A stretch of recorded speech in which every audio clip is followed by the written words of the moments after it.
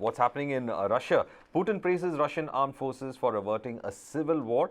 His praise, in fact, appeared at odds with the ease with which Wagner mercenaries crossed 780 kilometers, Pankaj. 780 kilometers of Russia's territory over 24 hours. So Russian President Vladimir Putin had chaired a meeting with the heads of the law enforcement agencies in Moscow yesterday, and he, in fact, told the armed forces that it is because of them that they were able to, avert this civil war. Meanwhile, there are reports saying that Wagner chief Prigozhin has moved into Belarus. Some say that he's landed over there, some say he's on his way there, but of course, a lot of things coming out on that front. It said that this is what Putin told his Russian military. You, in fact, prevented a civil war. Putin told 2,500 troops assembled at a televised Kremlin ceremony on Tuesday. It is a difficult situation. You acted clearly and coherently. So the president of Russia asserting himself, a very sticky situation, he's been able to wriggle out of it, and asserting himself that he's in control in Moscow. Pankaj. Well, the debate is out in the open, Varghese, whether Putin is in control or not. But so far, it might be early. Just 72 hours or so have passed after the successful clamping down on the coup. But for Vladimir Putin, the immediacy of this factor is not so important. The blowback is far more relevant, and how it comes and when it comes is the point. He has managed to quell the coup.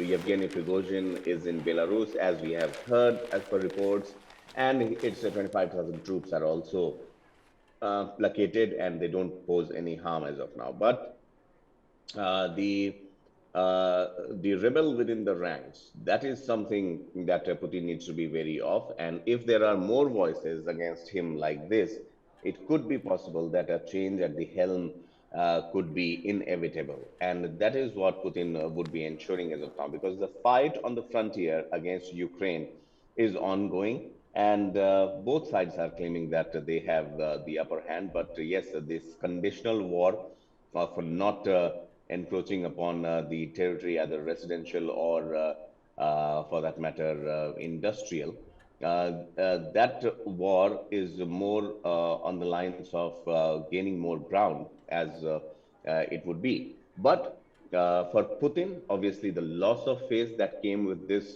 short-lived coup is something that he would ensure that doesn't happen again. And how does he do it?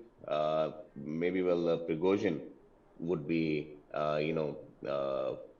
awaiting his fate as of now, because we have seen how the Russian way it works. I mean, time and again we have heard about all those poisonings and the killings, the suspicious deaths. All those things also come as a reminder to what happens to those who rebel, if I may say so, in Russia.